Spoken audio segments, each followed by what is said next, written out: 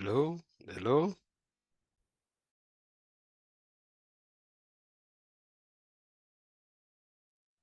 Yes, Gilbert. Can hear you. Oh, thank you. I was testing my microphone. All right, all right.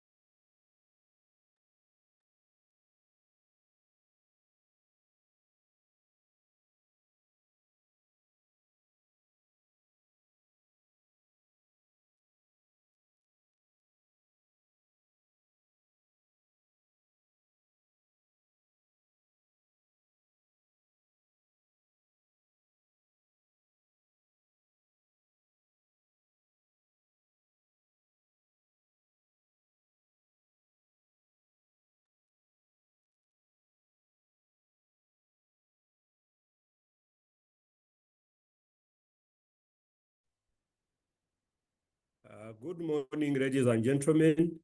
I hope you do hear me. Can you confirm that you hear me? Very Yeah, loud, very clear. clear. Yeah, so loud and clear. Yeah. Yes, sorry for the delay, but we are ready to start. On behalf of the Ministry of Water and Environment, through the Water Resources Institute, we would like to welcome you to our 19th monthly webinar. As some of you are aware, we always hold our monthly webinars on the last Friday of the month. And during these monthly webinars, we receive presentations from different stakeholders, partners, who share the work they are doing, the research results, the practical work they are doing on the ground. And we always welcome different speakers to share their perspectives. And I would want to request those of you who would want to be part of these monthly webinars to share, feel free to reach out to the Water Resources Institute Secretariat so that they can schedule you, so that you can share your ideas, your work with us. For today, we have an interesting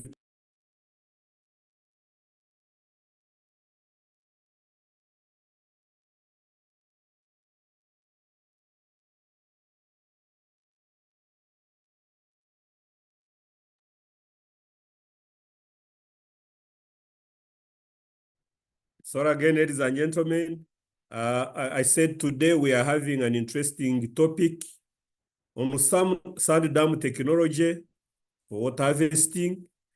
And for those who have been working in this space, I think this is a technology that has been used widely in various parts of the world, including Uganda, basically the dry areas.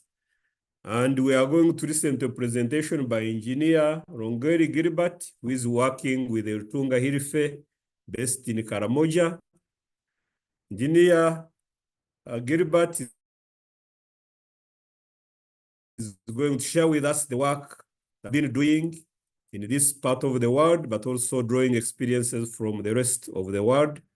And we are privileged to have Engineer Gilbert.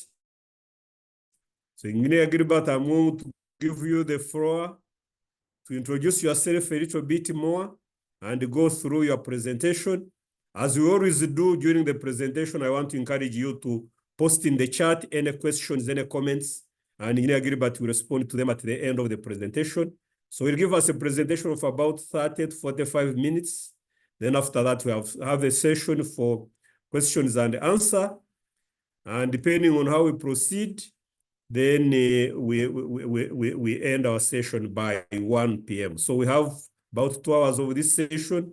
So I want to give the floor to Engineer Gilbert to take us through his presentation, but introduce yourself a little bit more so that we can know you more and better, and as we listen to your presentation. Otherwise, thank you very much for offering to share with us. Over to you, Engineer Gilbert. Thank you so much. Good morning, everyone.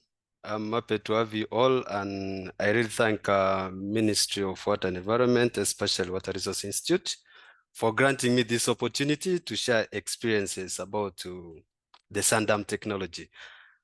I hope I'm clear before I go ahead. Just to confirm. Yes, you are very clear. Go Thank ahead, you you so are much. very clear. Yes, by name's Longoli Gilbert. I am expert civil engineer working with the Rutunga Ilfe Moroto. I am a graduate. I hold a postgraduate diploma in project planning and management. I do hold a bachelor's degree in civil and building engineering, and then ordinary diploma of civil and building engineering from Chambogo University.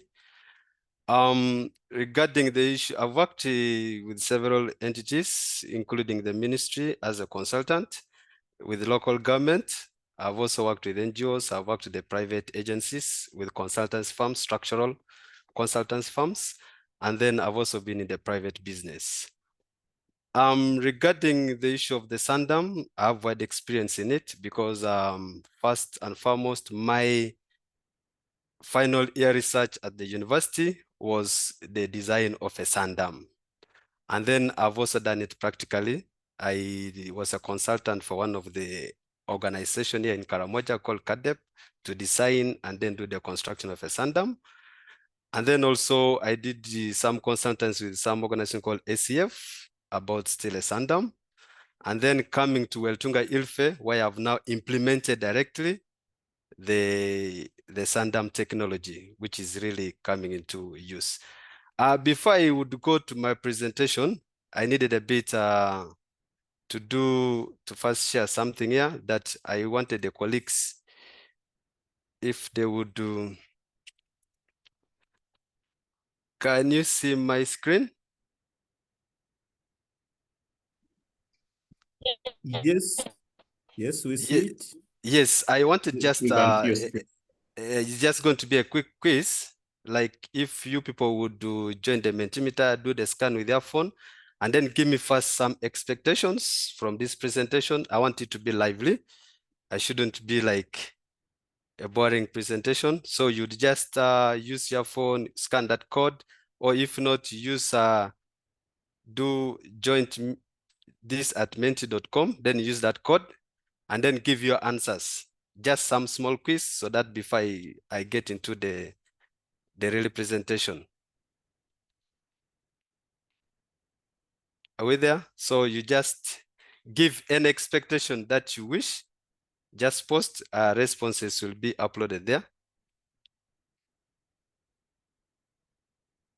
Anything that you feel, don't shy away from your answer.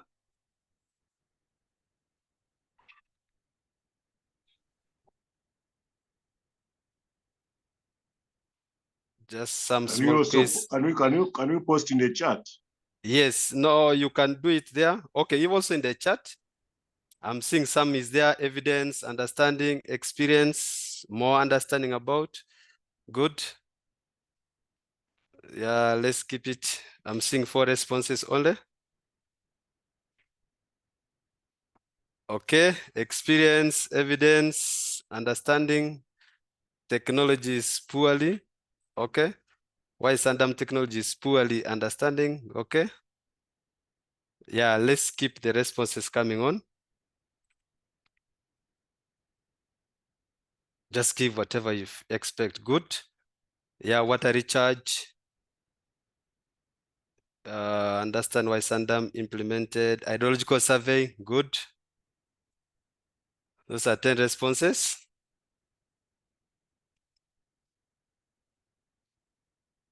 Yeah.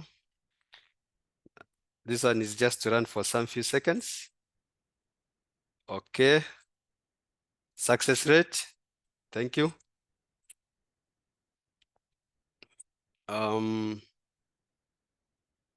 Good. That is sustainability. Sand dams versus valley dams. Okay, that's good. I will, yeah. Yes, the regional evidence, regional implemented balance of the technology. Okay. Yeah. Good risk involved. Yeah. Success rate, risk involved, relating Sandam to SAST. Okay, that's good.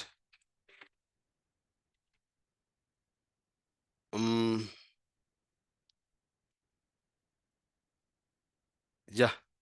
So those are IT responses. We'll go to the next.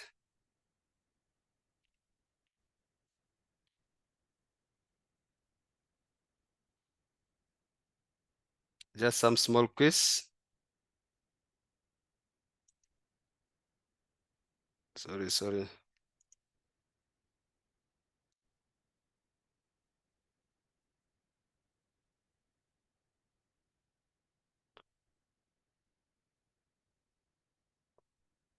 Just a minute.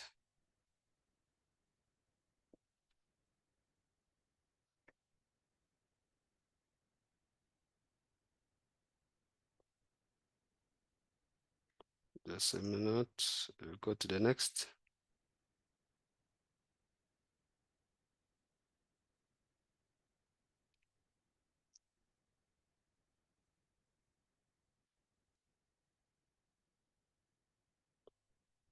Yeah, the next question is there. There should be the previous. I don't know, it's not showing me the previous. Just a minute. I quickly dump into it.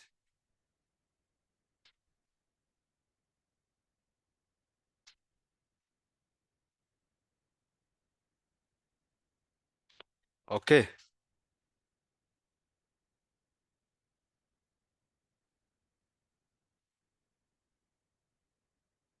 Yeah, maybe we'll answer that shortly so that would get into now the presentation.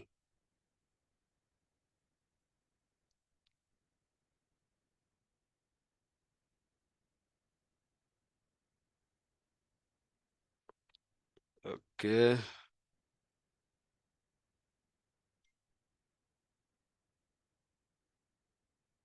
Some seconds to go.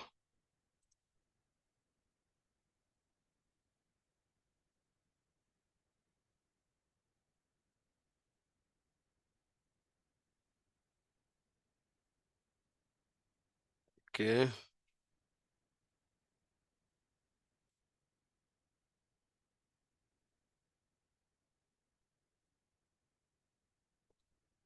Okay. I see some people are not interested. Yeah.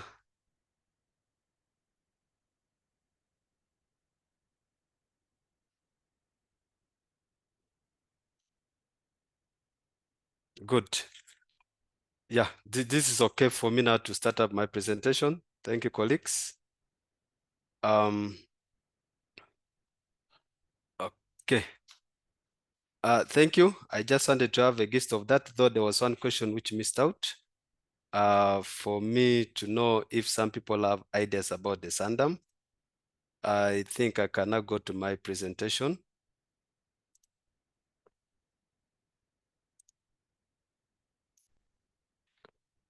Yes, just to confirm if my screen is clear. Yes, it's very clear, Gilbert. All right, thank you so much. Yes, this is the 19th webinar that was organized by Water Resource Institute. The really concept is about adapting Sandam technology for water harvesting. Yeah, so which we are doing the presentation today. And I would wish us to get into the real presentation. Yes, the objective of the presentation, mine is I'm looking at to understand, appreciate, and adapt the Sandams as a low-cost, effective, sustainable, affordable, and reliable technology. Yes, looking at taking the advantage of the seasonal rains to provide the safe water which can be used for domestic, livestock, and then agricultural use throughout the dry spell of the year in the riverbed. If you look at if you look at the seasonal rivers, there are rivers that only flow during the rainy season, and much of the water is lost. It just goes like that, and nothing remains in the river. So we are looking at like, how do we kind of appreciate the Sandam technology so as to help us harvest the water that can be used throughout the dry spell. Just to give you a background, because I'm giving the context of Karamoja, where I've done the Sandams. You look at Karamoja being a semi-arid, and it's a bit characterized with the odd season that, you know, it lasts from November, it goes to May. And then you have some rainy seasons, like even right now it's raining, there's a lot of rain. And, you know, much of the water is even being lost to the areas that's the Choga Basin, because, you know, Karamoja being a bit on an altitude, so much of the water is just lost. So, and then we have always also the dry spell. You know, our temperatures always range from 20 degrees Celsius to 33 degrees Celsius. That is during the dry season. And the hottest month, they range from January up to February. And, you know, now this is where our population try to seek for water. And, you know, they move longer distances to look for water, to get for water. And you find the challenge that they can kind of get during the time of looking for water during the dry season. So looking at most of the districts in Karamoja, they're all on the altitude. So, and you find much of the water is lost to the Choga Basin.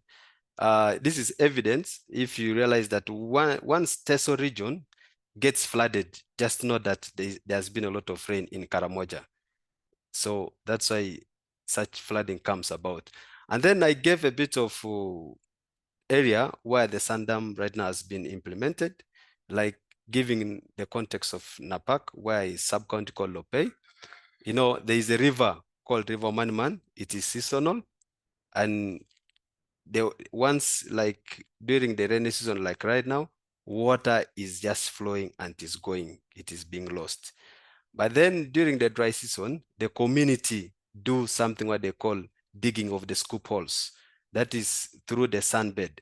And the target is to extract water, which they use for both their livestock and for domestic use. So you realize during the dry season, the river would just dry up and no water that they can use. And, you know, now even our water table in Karamoja is not all that good.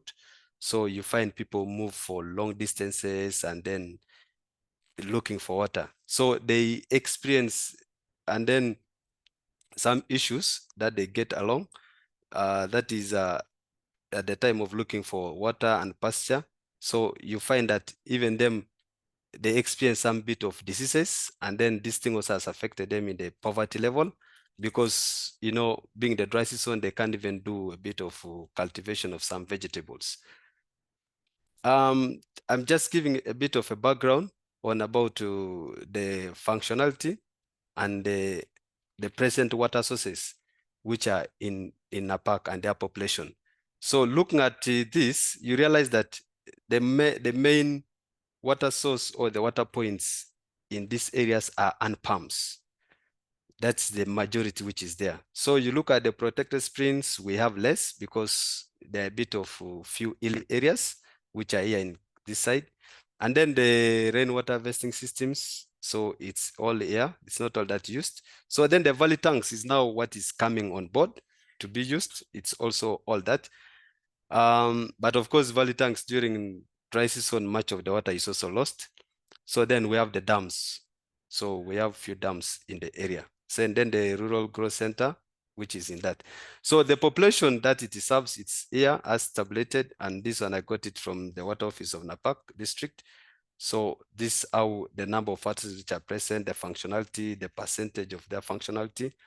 So which gives you the background as to why the sand dam technology can be adapted. Yes. Then I wanted us now to get to know what is a sand dam. I know many people have issues of saying a sand dam, but what is a sand dam? So a sand dam is a low cost effective technology which is used for harvesting rainwater in seasonal rivers. So a sand dam can be built using either reinforced concrete or masonry, clay wall that is built in and across the riverbed. So if you look at this photo, this is a masonry sand dam. This is built, this a retaining wall is built across the riverbed. And then you see this longitudinal section, you have here the bank, you have here accumulated sand, you have here the groundwater, you have here the hard rock, and then this is the downstream. So the target is you will build a wall, let's say kind of a retaining wall, across the riverbed. So for the purpose of this is, we know all that when the river flows, it flows with soil, and that soil is contained of silt and sand.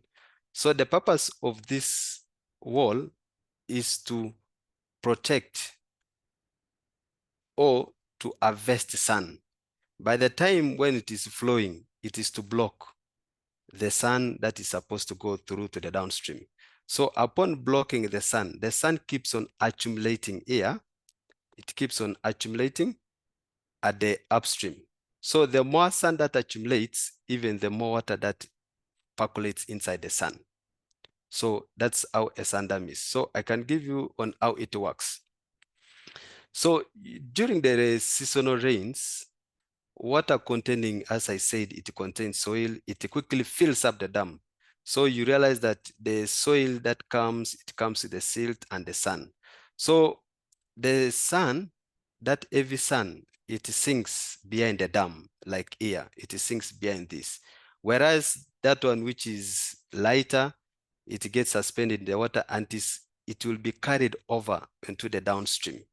So now this other sand keeps on accumulating here, it keeps on accumulating, and you realize that once it keeps on accumulating, any water that flows, the water percolates into the sand. And this much of the water gets into the ground recharge to the banks, and you realize that all this area will be saturated with water. So looking at the experience and computation, you find that the water that can be stored in the sand, it takes this kind of a percentage. It always takes to 25 to 40% of the volume of the sand. And of this, the abstraction can be used, like right now we have what they call the traditional scoop holes, where individuals go into the riverbed, create a bit of a scoop hole using the bare hands so that they can get water. And then also the improved one is creating the underwells at the banks, where you can bring a bit of infiltration galleries from the riverbed, and then you take it to the banks so that you would harvest water. This is just a bit of illustration on how people traditionally get water. You look at this gentleman here, he does what they call like creating a scoop hole. The gentleman scoops the sand to get water. And you know, now he digs something like 1 meter, 2 meters to get the water. So he scoops from here and gives the animals. This is where the sand dam has not been implemented.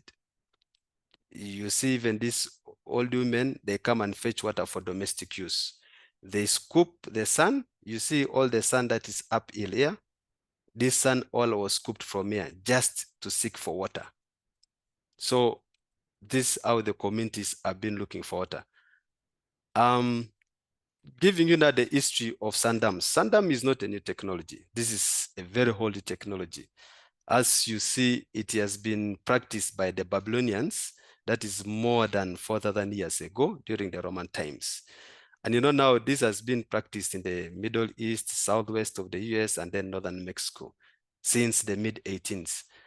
But however, it was not all that widely used because, you know, in the increase of population, also climate change, continued the struggle of millions of people to find clean water. So for domestic and production use. So this led to now to the widespread of this technology in other parts of the world, especially now to the African countries. So, and this is applicable more with areas with tropical climate. Giving example here in Africa, we have areas like in Kenya, where this technology is being used. So you realize that as part of the world's dry lands, you see the dry land represent around 40% of the Earth's surface, and of which this also produces the world's food and the world's food about 44% to support the world with about food.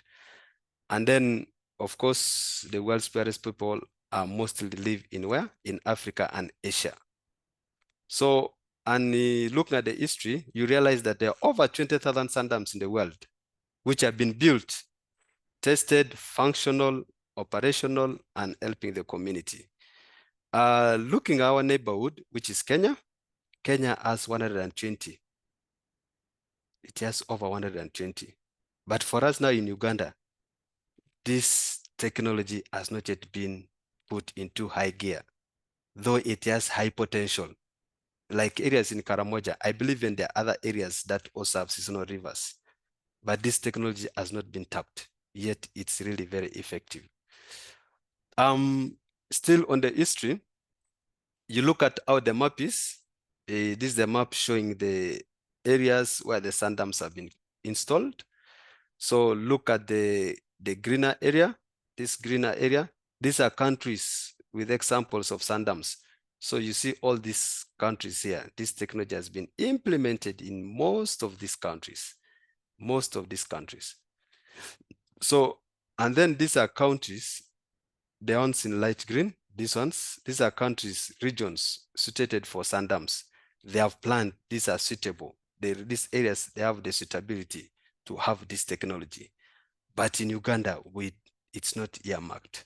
I know we have practiced it here, but it's not yet put into the map or uploaded so that people know that the technology has also been implemented, like in Karamoja. So this has been the source where this data has been gotten from. Yeah. So getting into now this, why are we looking about the sand dams? Why? What are the advantages? Someone would ask, why would you recommend a sand dam? So the advantages of a sand dam is there is increase in water supply. How does it increase the water supply? The water supply can be increased in this manner. You realize that at the time of the flow of the river, much of the water is percolated into the sun. And you know now, once the sun has been harvested, when a lot of sun is harvested, even there is a lot of water that will be harvested in the sun. So you find that the area within that river, the water supply will be high. So whereby the community or the people around will not lack water, will not move long distance that they move to look for water. So water supply will be increased. Look at the groundwater recharge. How does it help? The groundwater recharge. You realize with the sand dam, the water is flowing along the river. So, and water is harvested into the sun. So there is that ground recharge. Much of the water goes into the banks. It goes into the banks. So when you try to maybe say drill a borehole along the bank, you realize that the water potential is high because already the sand dam has created a ground recharge into the banks, all the environment around. Yeah. And coming to the other advantage that about less evaporation. Yes, with sand dam, water cannot be lost through evaporation. Not like our valley tanks lose water, because the valley tank water is exposed to the sunshine, where once the sunshine eats it, water is lost through evaporation. But with the sand dam, water enters beneath the sun. So once the water percolates into the sun covers its surface, whereby no water can be lost through evaporation. So you realize that the amount of water which you harvest, you'll get it. The only loss it can take is through the ground recharge. That's what I can say. And then, of course, there is no breeding for mosquitoes. We have found, like now in Africa, being a tropical area, we are affected with the malaria. So, and you know, malaria is being caused by mosquitoes, where mosquitoes go and breed in areas where there's water, where water is logged. But for sand dam, you will not get, and the mosquitoes won't get space where they can breed from, because water is concealed within the sun. So even the issues of diseases, spread of diseases, that doesn't work out. Better infiltration. Yes, we all know sun is one of the best, can I say, component for water treatment, whereby when you pass your water into the sun, you are doing the filtration. So you realize that that water is filtered very well. So any water that goes through it, your water undergoes through infiltration. So at the end of it, you get better water. The other advantage is less contamination. Yes, because like where water is exposed into the surface, animals get onto board, enter into it, people come and enter. So at least this one, water is safe. It's just less exposure to contamination by humans and by livestock. So that's how advantageous the sand dam is. Then living about the low cost. Yes, sand dam has a low cost. It's really cheap to build it, because you can use even the earth, this very earth, you can use the clay to build it, a sand dam across the river. But of course, dependent on the station of the river, not all. Yeah, you can use the reinforced concrete, you can use the masonry, use the locally available materials. So it's of a low cost. And of which also the workmanship, you don't need so much, like you may not say you get a very high sophisticated skill, maybe equipments or what, but at least the cost of it is low. I can even say it's cheaper than a valley tank. It's too cheap.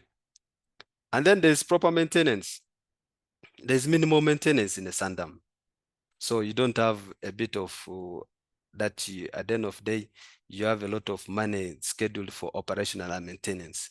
So there's low cost in maintenance. As long as you started your process from the onset, you followed all the steps strictly, you'll not interface with any issues on the maintenance.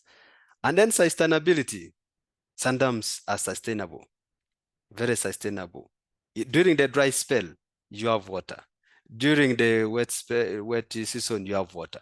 So for them, they're really sustainable. So it's now like how you also implemented it in the construction time and in the design. So however, sand dams are very, very sustainable. And then we need to know the types of sand dams, because we have various. We have around 4 types of sand dams, which are in place and which have been implemented. So, and types of sand dams are kind of categorized as per the materials being used. That's how the sand dams are being categorized, is as per the materials being used. at the time of the construction. So we have one, which is a stone masonry dam. So a stone masonry dam, this is a dam that you use, like can use the stones, you can use the concrete blocks to build it, because the real dam itself is that retaining wall, the retaining wall. So whereby you can use the stones, local available stones, or kind of the add core, which is there, and some small cement to a bit kind of create the bonding, and then maybe a bit of some kind of formwork to create a very good shape. So this is one of the types you can, it's called stone masonry dam, where you use the stones for building it. The second one is the reinforced concrete dam. Yes, this one is comprised of usage of the reinforcement bars, where you use the reinforcement bars, you use aggregates, you use cement, and use sand.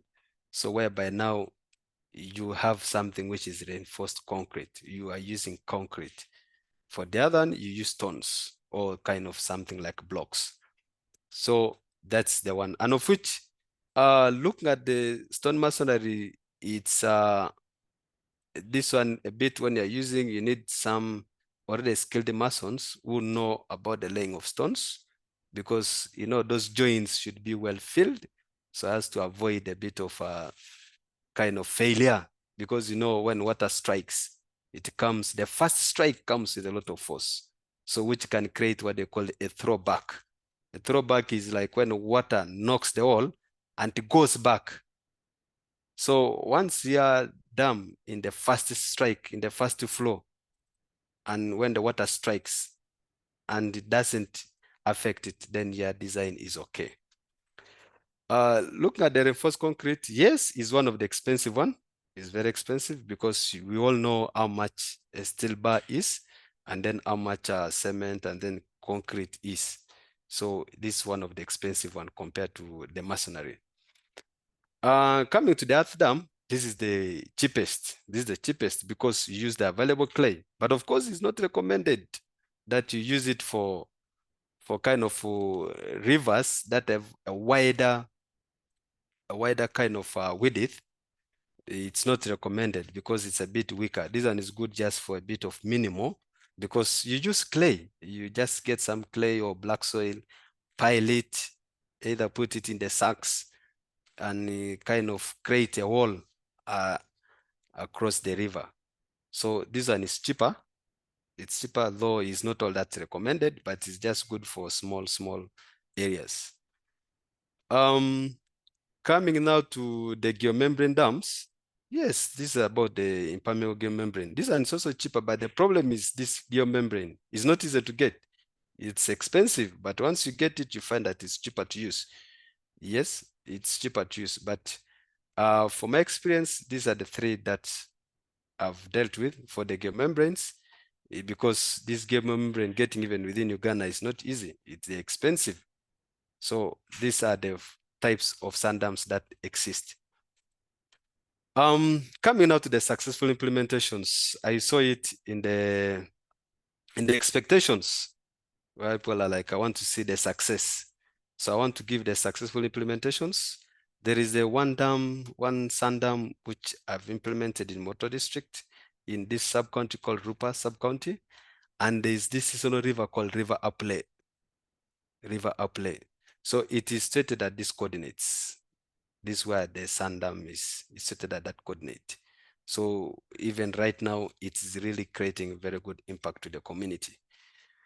And coming to the second, where there's a successful implementation, is in Napak district, where it's in this sub-county called Lopay, along River Omaniman, stated at these coordinates.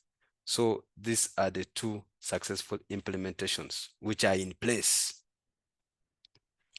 I wanted to share with you the challenges that are faced, the challenges that are faced by communities. This is before adoption of sand dam. I'm giving a scenario like areas like these two areas, the challenges that they faced before implementation of the sand dam technology. Look at this place here. Are we seeing this gentleman? See, this is another gentleman inside here. So these people create scoopholes, digging this, if you measure this, around 2.3 meters deep. There's one gentleman inside, then there's this gentleman, and then there's feeding of animals. So the one gentleman enters, these people dig here, so that's in search of water. And this is during the dry spell, before we kind of intervened with the sandam in this location. So you realize that one gentleman, they dig it till when they see water, then one person goes inside, scoops water, gives the other gentleman, and then this one feeds the animals. Look at the risk these people are undertaking. And what happens to these animals? Most of them haven't entered there, they are broken. There's one area we got one kind of bull in search of water, entered there, and they could not pull it out. The only solution was just to slaughter the bull inside and throw the meat out. So these are the challenges people faced before we adopted for them the sandam in these locations. So you realize that they had long distance movement in search of water. Like now, these people, they went, because during the dry season, they have no alternative water points. You find even the valley tanks that have been put, they have dried off. So the only thing, they move to areas of like the nearby areas of Teso, looking for water and the pasture. So people move long distance to look for water. And then there's been a spread of diseases. Look at this water. It's not safe. These gentlemen also take the same water that the animals take. So what happens? They contract these waterborne diseases. So which leads to a kind of spread of disease. And then the poverty. In this manner, this is what they're only looking at. They cannot even do some irrigation or do some vegetable growing. So at the end of it, they are faced up with the poverty. They have no alternative. And then the conflicts. This has been due to the movement, like now them looking for pasture and water. You realize the neighborhood that they go to seek for water, they create a conflict because the other person say, why do you bring your animals to our land? How do you come and graze or look for water in our land? So you realize the conflict comes into it because of lack of water. And then the accidents for both human and livestock. As I mentioned earlier on, this gentleman is standing at a high risk of falling in. Even this can fall in. So which creates all this. And then the issue of the water scarcity, because all this water has been lost at the time of its flow. Once during the Renaissance, much water goes and no water is retained. These are scenarios I'm giving. Look at this. This is scoopole. I mentioned this one goes around 2.8 meters deep. People dig inside the river just to look for water. So you look at the challenge people are facing because of water scarcity. And then come here, as I explained, if you see the gentleman inside here, the gentleman there is scooping water to give to that one, and then the other gentleman takes it to put into the animals. Then come to this pictorial 3. The gentleman here is drinking water. So as I said, this water is being shared by both humans and animals.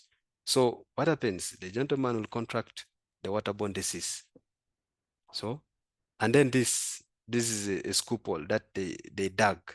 So your children come around, which is high risk of accidents. So anyone can come in here and might die or might injure themselves.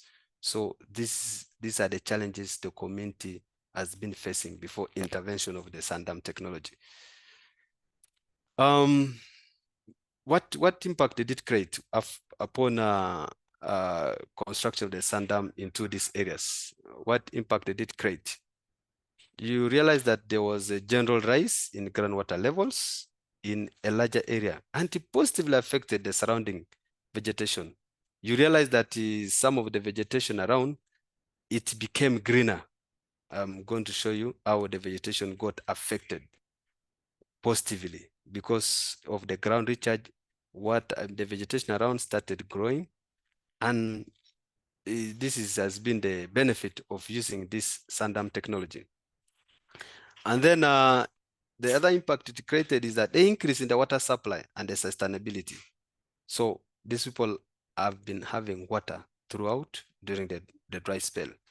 No need of them moving in long distance and trying again to create a lot of digging into the wall, into the river. And then the other impact has been reduction of water collection time.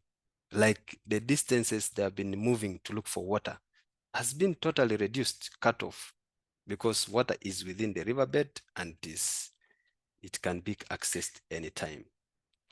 The other one has been improvement on hygiene and sanitation of the people. As you saw it previously, them sharing the water with the animals, which is not safe. But at least with this technology, they're able to get clean water for drinking. And then also this help the communities in doing some crop and food production. As you look at the banks, was what the vegetation is increasing, so they tried to do a bit of trying to do some crop or food production around there. That is doing some vegetables, because you would get water from the riverbed and then you can do a bit of some small scale irrigation. And then the other one is the income generation through sale of sand, because now with the sand dam, you are accumulating sand. So once you have accumulated sand, this becomes another income generating activity, whereby they do sell that sand to the construction sites, to other persons who need sand to use it for other purposes, especially for construction. And then there's been the flood control in the river. If you look at in the past, before intervention of the sand dams in these two rivers, flooding has been at its peak. You realize that it would flood in the river, and then it would even, affect. But at least with this, when you put a sand dam, it reduces the flow of water in the river, because you have enough sun and much of the water undergoes through the percolation. Yeah, then look at the reduction in the conflicts with the neighborhoods. Yes, because they have not been moving to the neighborhood to look for water. So at least there's reduced that. Seeing you the success, this our sand dam been constructed. This by the time we completed it, see the sand dam. So here, this other hand, this is the upstream and this is the downstream. So in sand dam here, you see this other first point. This is a spillway. This is the spillway. And then this other side is a wing wall. This one you can call it a wing wall 1 or can call it as wing wall. This is a wing wall. Also, this is a wing wall. The sand dam is built here in this manner, that it is built in a phased manner. Like now in this, when you have the fast flow will make a strike onto this retaining wall. And on striking, there's what they call a throwback, like bouncing back. A throwback, water will get backwards. So it will kind of throw up to somewhere, as you see it from here. So you see before the building and then this after during the thing, you have seen the vegetation how it increased, how it became really greener and more thicker. So you'll have a throwback of water, as you see water from here up to there. This is all from this side here. So the animals can access this water very well. And then in this, once this sun, maybe once the sun accumulates to the level of this, there is a possibility that you can increase the spillway to this height, because your target is to have a lot of sun. Once you have a lot of sun in the riverbed, you have more water. So this is how simply the sand dam works.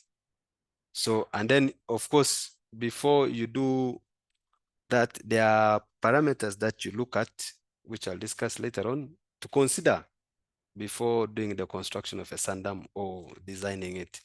There are parameters that I considered. So this is how the impact that the sand dam has done into the river. The water is here. And then this, you see the animals are now taking water freely, not like how the gentleman there were digging down to get water and give. So this is water still in the sand dam. And And you know, this other water is still in the surface is the sun is already saturated. It is too saturated. There's a lot of water in it. So that's why this one remains in the surface. However, this one we have not yet done the other part of another abstraction method, whereby creating of the filtration galleries within here and then create hand dug well at the bank. So this one has not yet been done because of the funding, and of which once the funding is got, that will be the next step to complete about the sand dam unit. So you have seen here, this how the retaining wall is built across the river. So this is the downstream and this is the upstream. So this water has been a spillover through here because now this one has reached what they call the maturity stage. A sand dam to reach what they call a maturity stage is when the sand fills to the level of the spillway. Is now when we call it that it is at a maturity stage. Now these are steps that are considered for the sand dam construction. I know it is more of scientific, more of technical. I'll just go through it so that you have the steps that are taken about during the sand dam construction. Of course, the first thing is the site selection. How do you do site selection? We have what they call the desk study. You need to select the potential catchments. Look at the topography and the Google Earth maps. You can use them to select. Yeah, these are the things you look at. Secondly is the transect walk. This one you have to do a transect walk along the river. What are you looking at during the transect walk? One, you are supposed to move with the community because the community is more conversant with the river. So you move with the community, create a transect walk. One is the community knows the history of the river. They know the flood height of the river, and then they know kind of some areas. You know, we Africans, we have beliefs. Like now for me, when I was locating this, there are some trees that when you reach, the elders tell you, with this tree, don't tamper with it. So you have to get also their local beliefs. What do they believe in? You should not go and tamper with their nature. So you realize that you have to be with the community at the time of doing the transect work when you're doing the selecting. So you look at that and then look at the vegetation around. We have the water indicating plants that can show you that once you see the water indicating that, it shows you that water is here. It shows you that the amount of water that is harvested is this. So you look at the vegetation around, and then of which there is what they call the golden rules for a sand dam. Yeah, when you're looking at it, you look at what they call the banks of the river. The banks of the river should be stable. You should not get a site whereby you find your banks are lower, are too low, but at least should be high and should be stable. And then look at what they call the course of the river. When you're doing your transect work, you look at the course of the river. You should get at least where there is a straight course. So when you have to locate, get where there's a straight course. Don't get where there's a meandering course, because we know what water is. If you put it a bit on a meandering course, it will create its own way out. So at least you're supposed to get where there's a straight course. And then the other thing is also the rock, the underlying rock or underneath the rock, because you need a stable ground. You need a stable base for your dam where you're going to put it. You need a stable base. So you need to have a bit of underneath rock, at least either rock or either some good clay. So you should have a stable formation where you're going to put. So these are the golden rules when you are locating your sand dam. And then of course the other one is sun, the availability of sun in the river. You cannot go to a river where you find that you can't even see any single sun. You cannot see any single sun. So with that one, you cannot create a bit of a sand dam in it. So you need to have a river that at least has some sand deposits. So don't just put in any river, at least should have some sand deposits in it. That will gives you the potential for this technology. And then also you have a bit of, when you're moving around, you see some kind of water holes or some scoop holes. as you saw it in the previous slides, that the community tried their best and said that they were scooping sand to get water. So that means that is one indicator to show that there is a potential in the sand dam here. Then the second one is the surveying. Of course, now surveying, you can do getting your location, your elevations. You can use the GPS well, or you use these other surveying equipments. So you need to get your location and elevation so that you have the levels. And then get the river width, because we don't want also, you can't put a dam where the river width is too wide. At least should be a bit narrower, because if you put it wide in a wider place, the cost, you're not looking at the costs, because the wider it is, the higher the cost. At least get where the river width is narrow. And then look at the heights of the banks, because these ones help you in getting the height of the wing walls, the height of the spillway. So you need to have this. And then getting the gradient of the riverbed. So there's a simple formula here. So if you can, because we have also a portable kind of a spirit level that you can use it for getting the level and then take your measurements to get the gradient of the riverbed. This one helps you to see in computing of how much water can it flow in the river. So you need to know the gradient. Then the geotechnical investigations. These are simple ways of doing geotechnical. There's what they call the probing. The probing is you get a bit of, you want to understand the profile of the sandbed. That is, it helps you to know the depth of the water table, and then which other, maybe the impervious layer, which other stable layer is down beneath. So here you can use it in a simple method by using a rod. You get a rod that you mark, that you a bit bang into the ground. And then where it gets harder, that it does not go through, you a bit remove it, and then you do the measurements of where you'll even see how wet the probe is, like how wet that rod is. So you measure and get your measurement where this water is, and then also you see like where the kind of the idle rock or the stable layer is, either clay or what, it will help you. But of course, for this now, to make you further understand, you create what they call the trial pits, where you excavate up to that depth so that you understand on how structured the sand is, so that you know, you might find you have silt, you have sand, you have clay. So how best can you now use it out? And then also in the geotechnical, we have using rocks alone itself. It makes you understand. We all know that rocks, if you look at this rock, they are the standard bearing capacities of rocks, which are stipulated as per the design. So you look at like, is this granite? Is this metamorphic? Is it what? So by using of only that, they can make you understand what kind of the rock is there. Yeah, then of course you do your data analysis where you use those other tools. Then we have what they call the hydrological analysis. Hydrological analysis is now where you have to get the rainfall data. I know rainfall data has always been a bit tricky in getting. I know now the minister has worked on how to avail this data, because I remember in the one I did for Napak, you realize that the rainfall data which was available was the latest in 1990. That's the latest data they had of Napak. It was in 1990.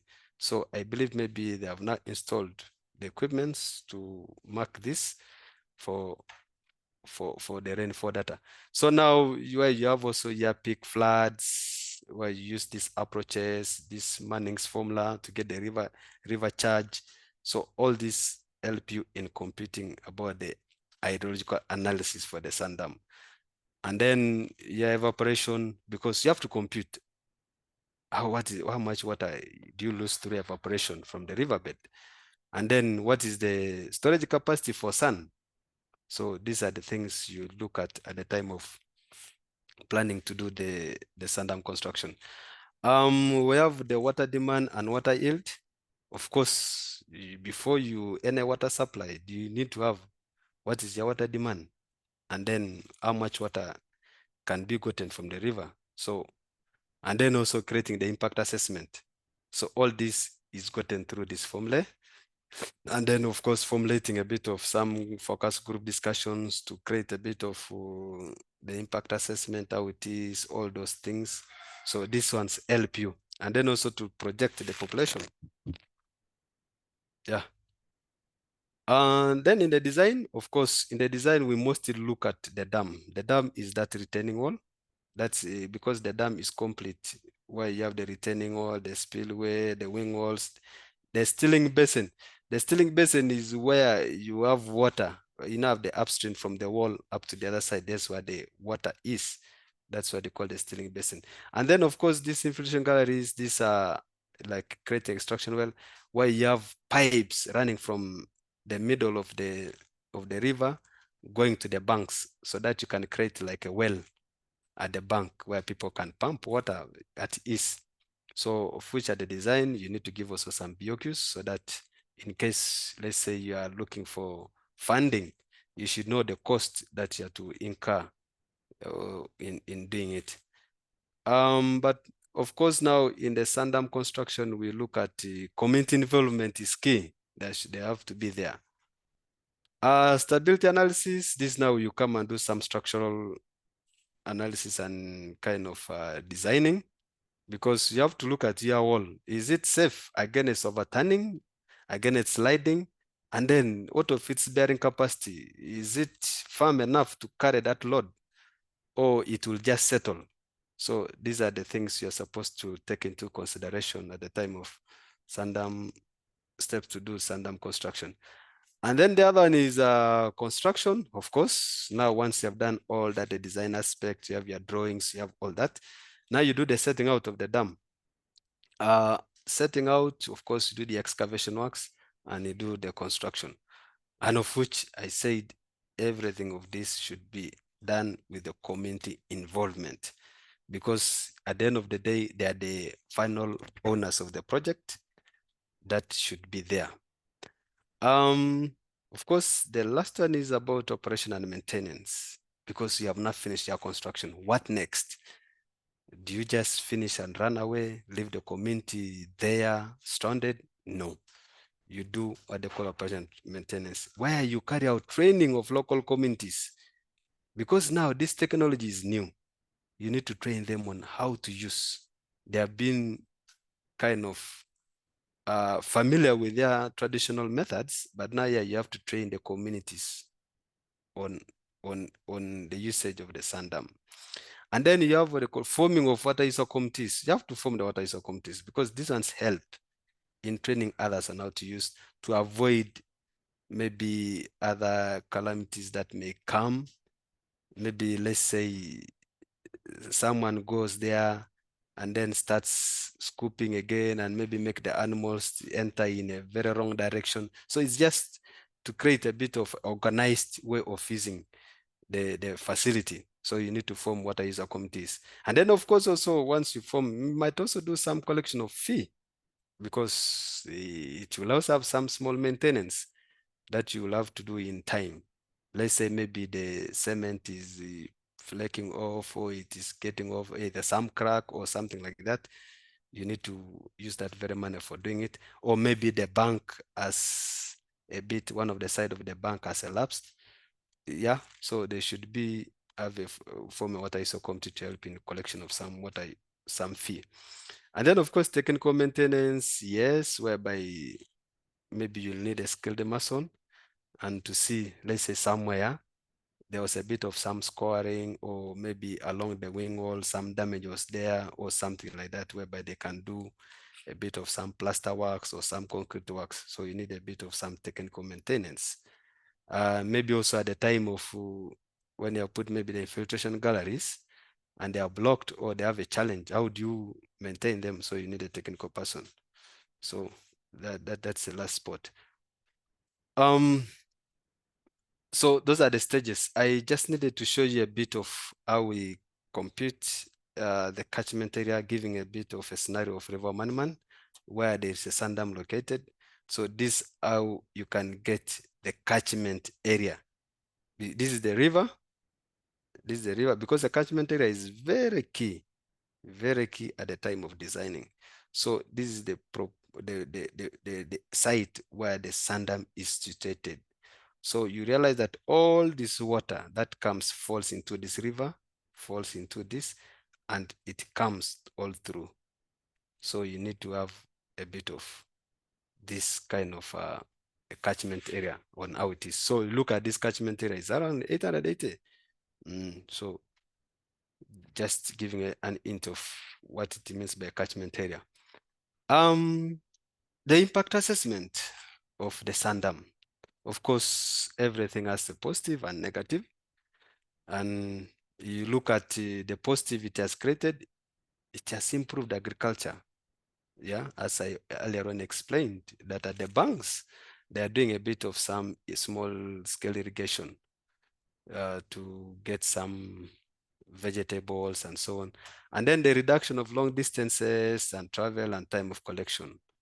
Increment in the economy, as I said, they do sell sand for their, they sell sand that is harvested within the sand dam. So that money is used. And then the health, of course, has been improved because they take safer water. The negative has been this, of course, the negative impact of a sand dam. You know, as you see, like you create a barrier, so you have a bit of upstream and downstream. So you realize that there has been reduced availability of river water to the downstream. So which a bit affects some ecology. Yeah, because you realize that in the fast rains, the other people in downstream may not receive. So you kind of reduce the availability of river water from the people in the downstream. Yeah, the first, it's only in the fast rains, but the consequent rains, they do receive. And then, of course, there is also some air pollution. Of course, this very cement, as you're mixing and so on, it creates, it pollutes the air. So during the construction, and also that cement being within the dam, the river. So you a bit do some pollution. Of course, sedimentation, the reservoir, yeah, where you have the sediments settling up in the reservoir.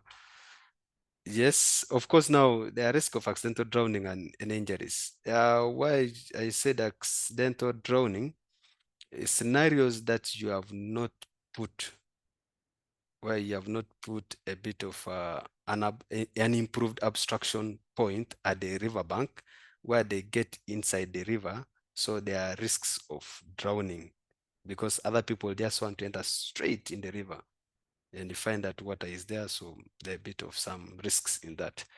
What could be our mitigation measures? Of course, the mitigation measures that to look at is monitor water quality.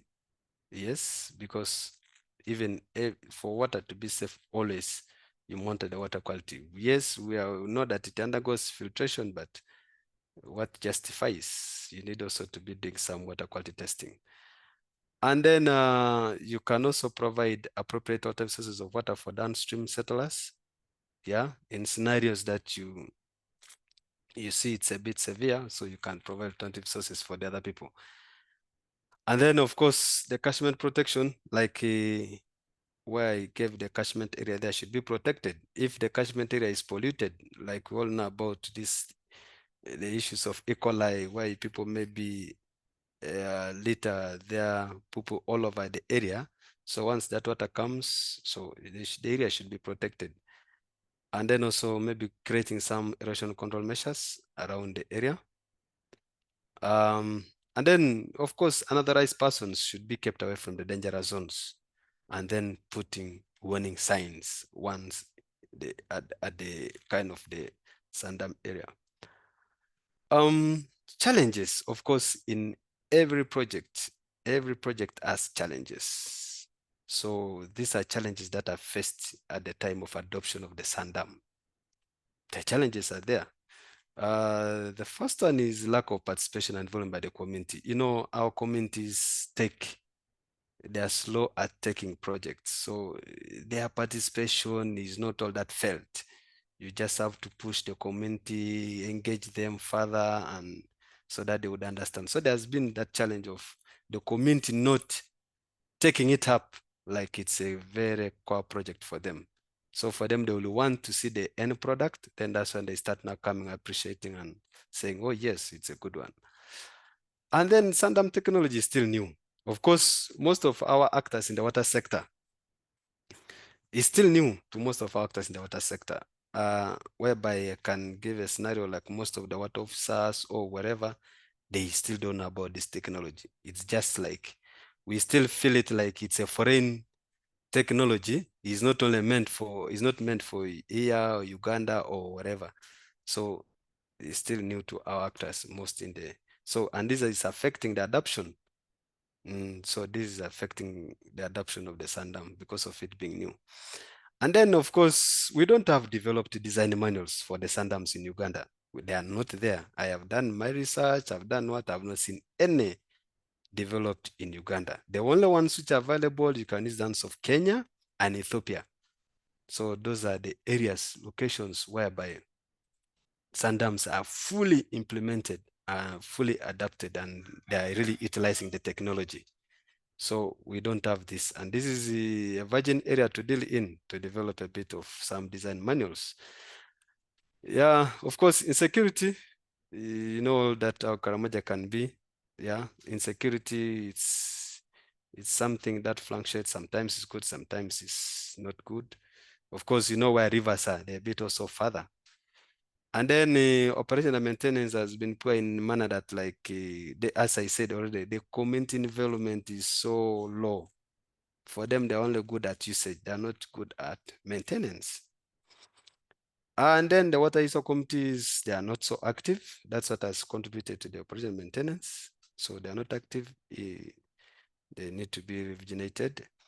And then, of course, the local and manufactured materials are so distant. So it's not easy to get these materials at the time of construction. So you go a bit long distance to do purchase.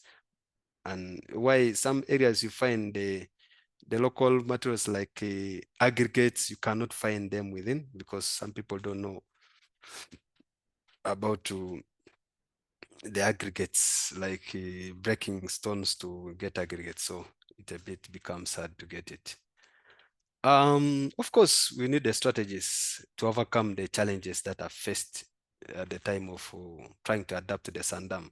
So these are the few strategies that I looked at which can make us overcome the challenges that are faced in adoption of the sandam. So, and this would be community involvement.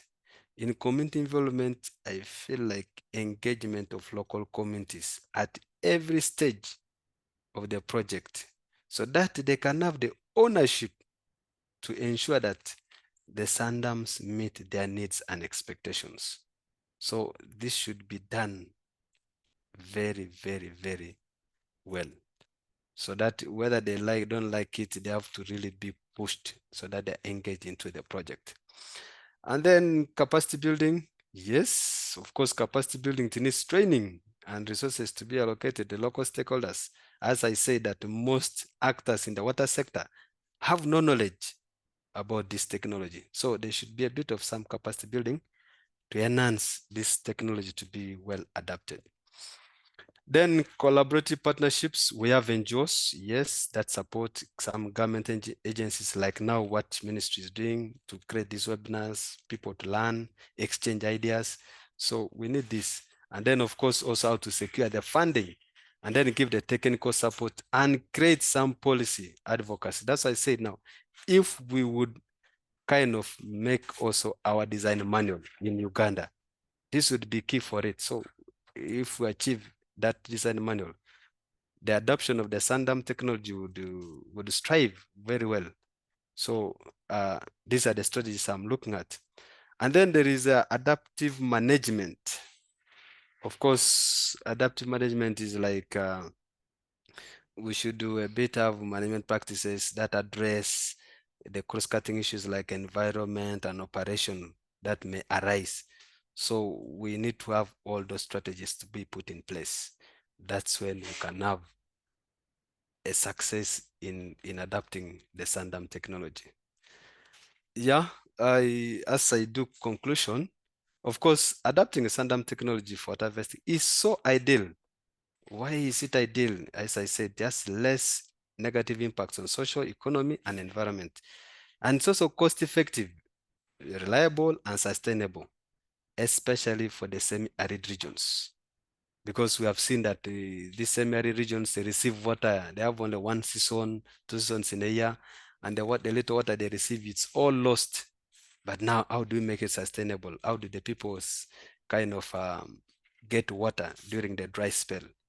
It is through this technology that at least people can get water, can harvest during the dry spell in their areas.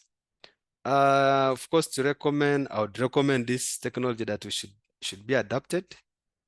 That if we really put it into practice and adapt it, yes, there will be a great change, and of which the number of sand dams in the riverbed can be added to increase the water yield.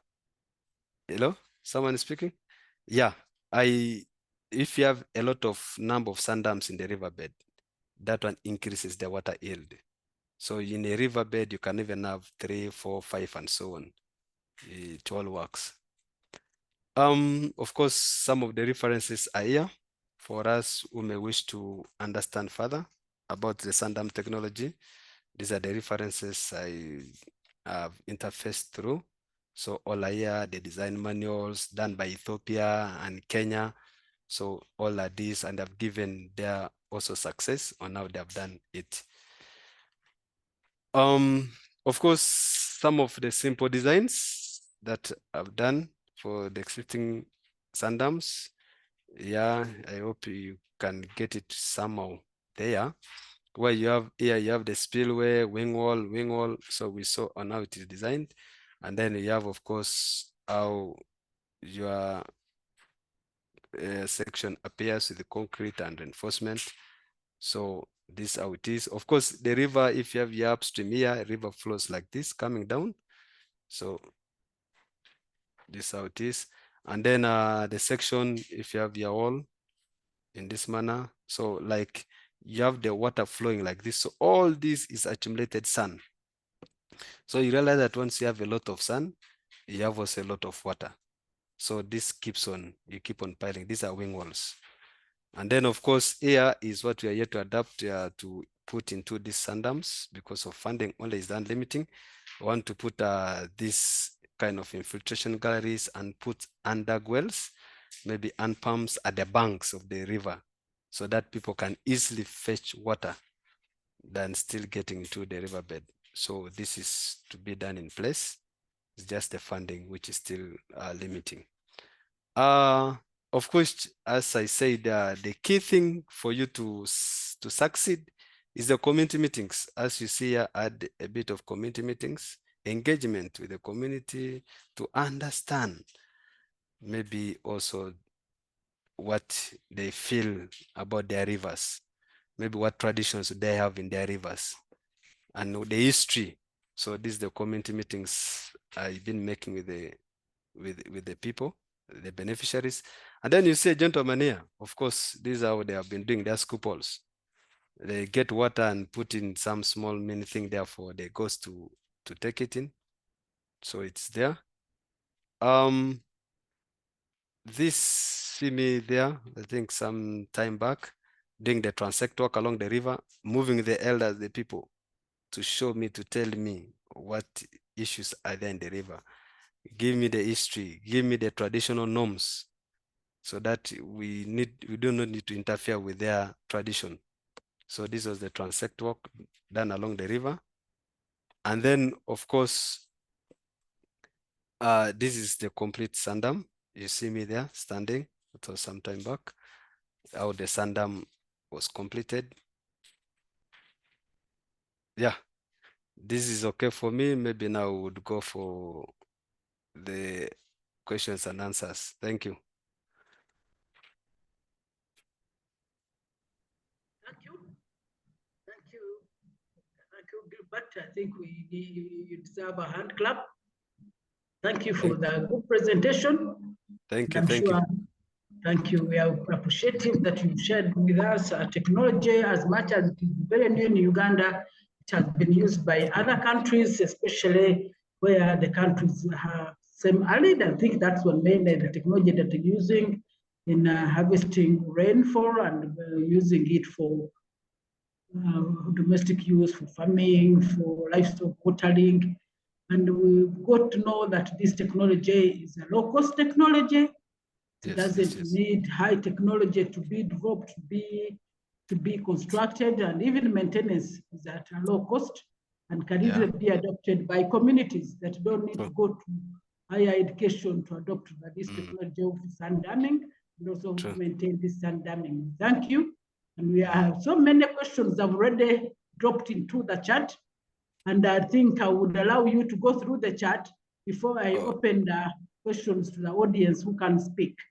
Maybe we may start by looking at the chat, how many questions have come in. There are so many thanks, there are so many appreciative. You can record the chat from the beginning and then answer them. Then we can easily open the questions the participant ask. Please, Gilbert, go ahead and answer some of those questions. Thank you. Let me run through. I am just opening here to check through the questions. Okay. So someone is asking knowledge about setting up sand dam technology. Yes, the knowledge is there. I shared a bit of the processes, or now you can do follow up. But for more, I can also discuss about it. I gave you a bit of the thumb rules, the golden rules. We call it the golden rules when you are doing it. So which I say the first thing is look at the course of the river, look at the banks, how they are, look at the underneath kind of the rock which is there. And then the availability of sun. Is there sun in these places? So those are the things you should look at. And setting up, it's a bit easy, as I gave a bit of the steps that you do. There are things you have to look at the survey, you do the technical. So that is more technical and more detailed. I've given even the bit of some formulae that can be followed. So Wilson, that one is a bit answered. Find out practical. Gilbert, I just want to inform the members that the recording and the presentation is going to be shared immediately after we close this webinar. So there's some of those things they're asking, they may have them in the recording and also in the presentation. But you can go through the answers on the chat. Please go ahead. Okay, thank you. Then Adija Katongole is asking, find how practical the technology is in other areas where the soil is not sandy. Yes, of course, but it's not all that good with the silt. Silt, you know, it doesn't, it's too kind of, how can I call it? It doesn't allow the percolation of the water or the infiltration of the water. So it needed a bit something like coarse, where you allow water to go through it. You know, with silt, it's a bit, but of course you can have coarse sand, you have fine sand, but not the other silt. Yeah, you can use it, but there will be little water that will be invested in that if the water is not, if the soil is not so sandy. The cost of sand dam technology, you can spend around 25 million to do it. You have a valley tank that you spend around 200 million to work on it. But for a sand dam, it's very cheap. The minimum is 25 million that you can work it out. From Zambia, expect to learn more about sand dams. Okay. Yeah, Njambo from Zambia. Well, that's good. You will check on my mail there to learn more about it. My name is Andrea. Okay, that one has just introduced. Then there's this one, community uptake versus the popular valley dams. Yes, valley dams, you know, this valley dam, first of all, is a very big kind of a reservoir. It stores over 1 million liters. It's just like I always refer it as a man-made lake. Like here in Karamoja, we have very few valley dams. If I'm not mistaken, it should be around 4 or 5. Unless it was meaning the valley tanks, because the uptake of valley dams, they are few and it's very costly. Valley dam is very, very expensive. At least the valley tanks are somehow cheap. But of course, the uptake of the sand dam would be key. All that for it, it will only limit in the areas where the rivers are. That's the only problem. It only limits the people who live along the river. How do you handle the water scarcity and how to implement dams by pastoralists? Yes, this one, the sand dam handles the water scarcity. Like now for Mugisha, just by at the bank near the rivers, you'll automatically get high potential of water. So this one solves the water scarcity. The sand dam does it. Get to know at the prince. Okay, good. I'm happy to hear from Patrick. To know the implement strategy, the cost involved. Yes, I mentioned the cost. Implementing programs. Okay. Interested. Good to fight climate change is premise and promise certain. That's what fruits, but this is really very good. Thank you. I am Professor Emmanuel Mchache, Tanzanian, working with the Open University of Tanzania. Is sand dam only suitable in area with soil mixed with sand? Can the same thing be modified and used in the area of the volcanic type of the soil? Yes. Yes, I can say it's more suitable. It's more suitable with the sandy soils. It's more effective with sandy soils. It can also be done with this other silt, but it's more effective with sandy soils. And then it's asking, can the same technology be modified and used in the area? Yes, you can use in the volcanic type of soil, because in the volcanic type, there's weathering, because this undertakes the weathering process, if I am not mistaken. So at least our sun, the sun comes from still the rocks. So it can still be adapted. How many sand dams can be constructed along 10-kilometer stretch of a river? What's the space? This one is now dependent on the river itself. Like you might find in the 10-kilometer, you have a lot of meanders in the river. But of course, the condition is should be on a straight course. So if the river is on a straight course, and then look at, does it have stable banks? And then does it have maybe some good stable rock in it or clay? This one can be done. But of course, you cannot make it, if it's within a 10-kilometer, at least you give each maybe a spacing of like, say, 3 kilometer, because we have what they call the throwback. Throwback is like when water strikes the retaining wall, water falls backwards. So there's that called throwback. It goes beyond. So it's also a good question. Does it affect aquatic life, e.g. fish? It does not affect. Of course, you know how fish is. There is a different type of fish that lives in it. It does not affect, because water will always be there. Running water in those rivers always comes a lot of debris, being rocks. How do you secure retaining wall from? Yes, this one, the retaining wall, you do it at the time of designing. That's why you carry out your transect walk and you move the community. You get the history of the river, and they give you the flood heights on when it floods, what happens to the river. So this is on the onset of the designing. So that's the things you do take into consideration. What's the minimum depth of sand required to allow some good storage that can last for seasons? Yes, this is also dependent on it depends on the type of river you're dealing with. And then this all, it's taken into the, if you check through the design process I gave, this all is considered, because you have to look at the evaporation, look at the water yield, look at the water demand.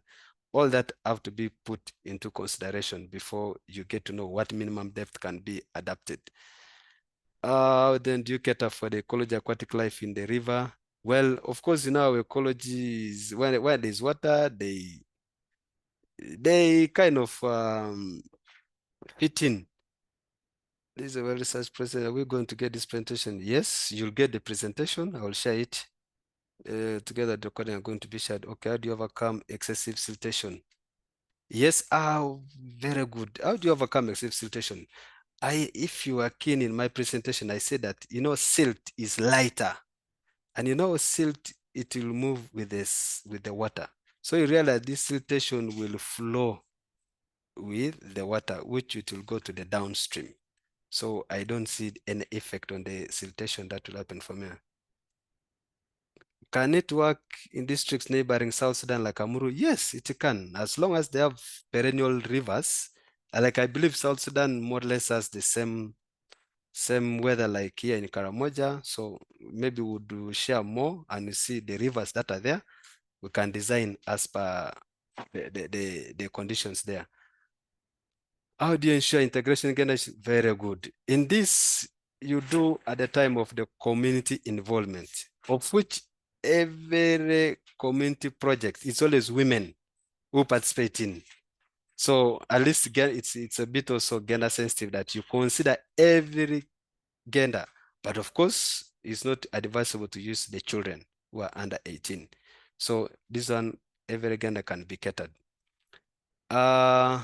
Please share your contact. My organization like to consider partnering with them. Very good. I think the contact, you get it from the presentation. Can you please have the recording? It will be shared. Experience challenges in is the bedrock, which is not guaranteed most of the flowering rivers can. Yes, okay, thank you. The recording. The request for the president to have shared for further reference. Thanks. Thank you for appreciating the presentation. Thanks. And then what measures can be taken to ensure the long-term stability of the sand dam, especially during the heavy rain? Yes, this is from the onset of the designing. That's why I said, like, you follow those steps very, very critically. You will not fail through that. Thank you. Import. So can't we import sand and adequate to the upstream for less sandy water? Well, you would, but of course the cost of importing.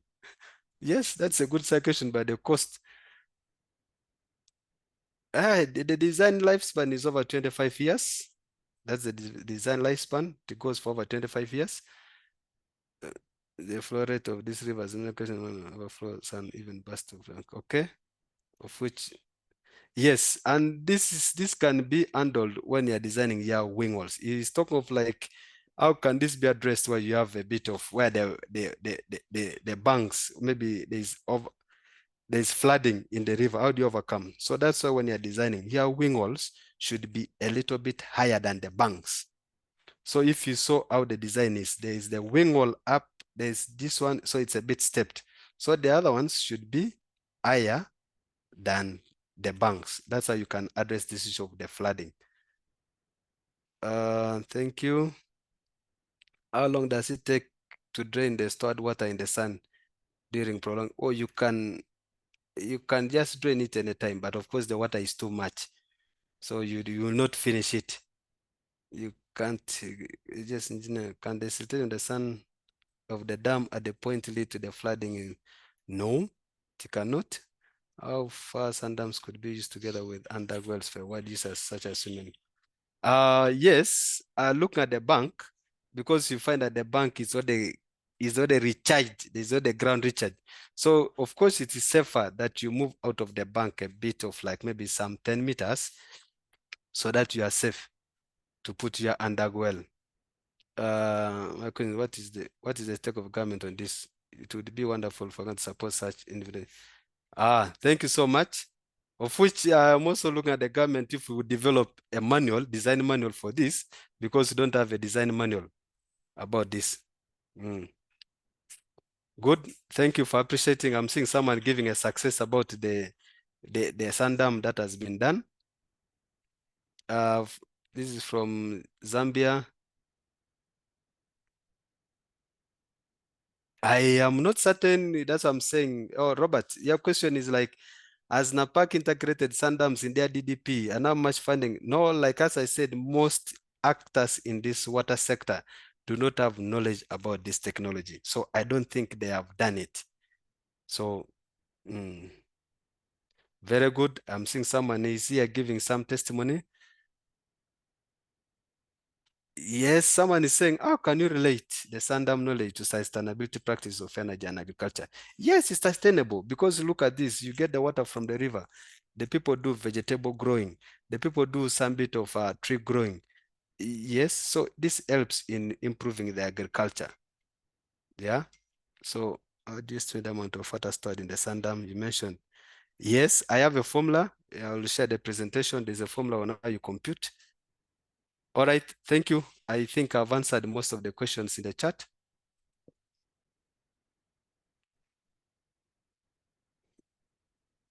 Hello? Thank you, Gilbert. Thank you. I'll open for at least 5 questions before we can, Gilbert can respond to those 5 questions, and then we'll see how to conclude this webinar. I'm allowing 5 people to present their questions through the and then we'll see how Gilbert can do it. Even appreciation is okay allowed for Gilbert, only a maximum of 5 questions. You have got Kenneth. Kenneth, please go ahead and pose your question. Thank you. Yeah, good afternoon all. In the very first way, I would like to really thank Gilbert for the very, very wonderful presentation.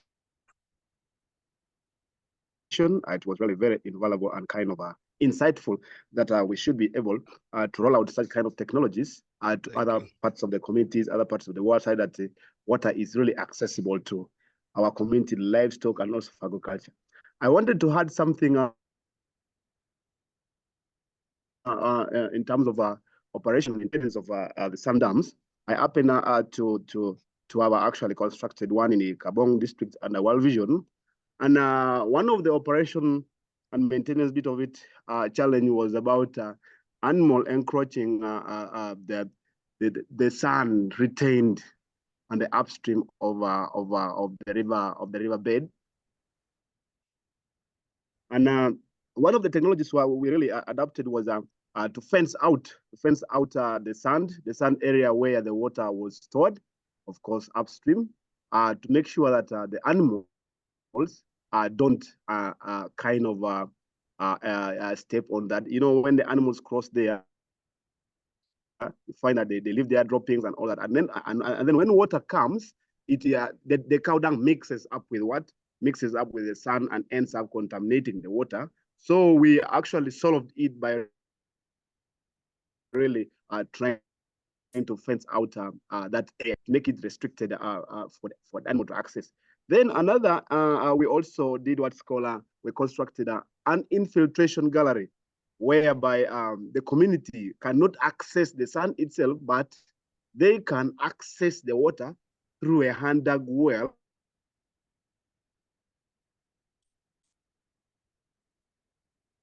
Are constructed just around the way down to the riverbed, where, of course, they should be able to really access the water.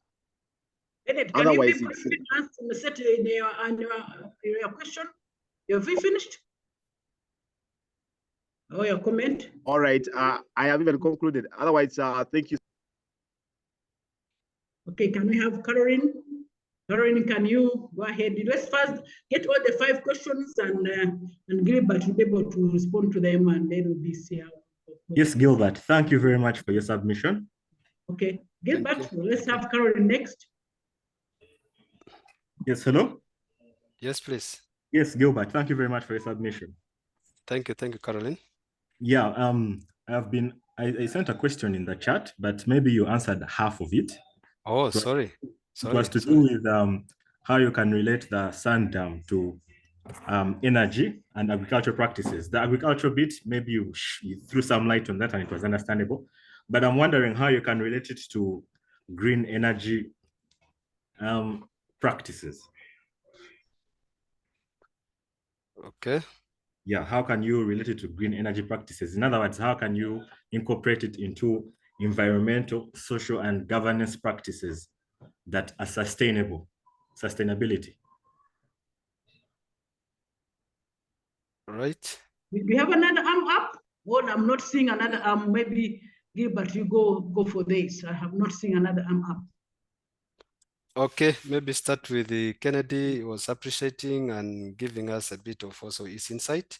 Well, of which the best approach to cover up what was saying, like the animals encroaching the upstream, the best approach is always creating what they call the underwells at the bank of the river, as I mentioned it earlier on, where you create the infiltration galleries within the river and then you take it to the bank. That one is more efficient than even the other part of the fencing. Yeah, coming to Caroline. Caroline is asking like, how do you integrate the Sandam to a bit about the energy and the agricultural? The agricultural answered on the energy aspect of the green energy. Well, I can say first of all, you're already playing the green energy in it, whereby you're not using any kind of fumigation, maybe any engine to generate the water. That's the first thing you're daring to. Maybe now on how best can we more utilize it is what I need now to look further on how more we can utilize, maybe to invest some energy in it, or yeah, that's what I'm looking like. Maybe how best can the Sandam make us generate some energy? Could that be, Caroline? I think I'm more interested in knowing, okay, you could answer that as well, but I want to know how sustainable it is. It's very sustainable because for this, like giving it the scenario of fear when you put your Sandam, first of all, this sustainability is for 25 years plus tested. That is if you have followed the criteria that I shared on how you design your Sandam and even in the construction, it goes for that period. So on the part of the energy, yes, it is part of also one of the technology that is adhering to the green energy because it doesn't affect the environment.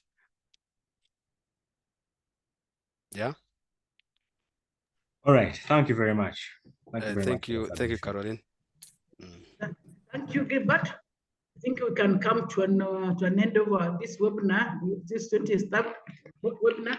We want to take this opportunity to thank all members who have attended, who have participated, who have been always coming on whenever we call on you to come and attend the webinars. So many webinars have been held since the establishment of the Water Resources Institute. So far, this is the 20th webinar, and we've been having so many participants joining in both national and globally and regionally.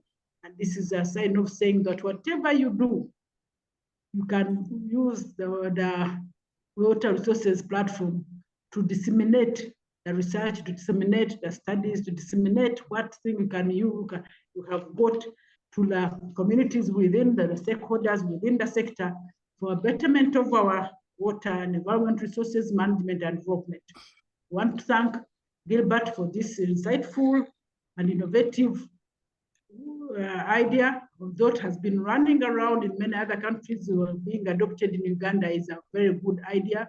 And we hope that it could be adopted through different cases where there is, especially in the cattle corridor. You know, the cattle corridor almost semi-arid. They are lacking water. They have low water variability. We hope this one can be adopted to supplement the valley towns, to supplement other dams that are being constructed to improve on water supply and do access to safe and clean water. And on this note, I want to tell you people, if you have anything you want to present, if you have some studies, if you have got research that you've carried out, please contact us. Our email always moves around whenever they're sharing the webinar. Our email is there. I think Francis can share the email on the chat so that everybody gets to see the email, present your interest, and then we'll be able to schedule for the webinars. We always do them end of month, the last Friday of the month. But in case we have got many, we are free to increase the frequency within the month. Otherwise, thanks a lot for attending this webinar. And otherwise, I wish you a blessed and a fruitful weekend. Bye-bye. Thank you. Thank you. Thank you for attending. I appreciate. For those ones who needed, my contacts will be shared. Maybe I will put my email on the chat so that you will contact me. So that before it goes off, there's that. So members, you can see Gilbert's email. His name is, as you see it, at gmail.com. So there are 2 emails. So you can use those for the office and personal. Otherwise, I appreciate. Thank you. Okay. Thanks a lot. Bye-bye, everybody. Bye-bye. All right. Thank you. And the presentation I'll share with Francis so that you can share to the people. I'm seeing people asking for the presentation. We are going to share it. Thank you, Okay. Gilbert. Okay. Thank you. Francis is going to share the presentation and the recording. Yeah. Thank you. Thank you. Bye-bye. Bye-bye.